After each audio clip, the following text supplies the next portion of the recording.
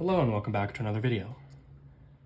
In this problem, we're asked if f of x is equal to 5 to the x, show that f of x plus h minus f of x divided by h equals 5 to the x times 5 to the h minus 1 over h.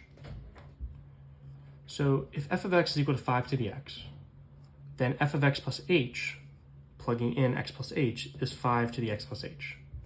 Minus f of x, we already know, is 5 to the x over h. So this is our expression, and we wanted to turn it into this.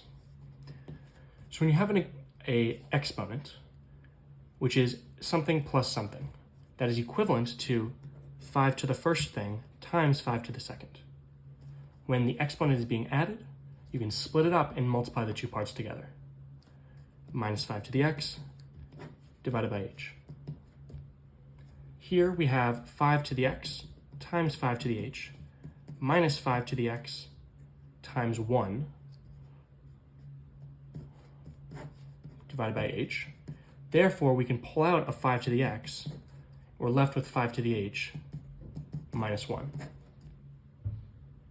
Right? And if we were to redistribute, we get 5 to the x times 5 to the h right here, minus 5 to the x times 1 right here.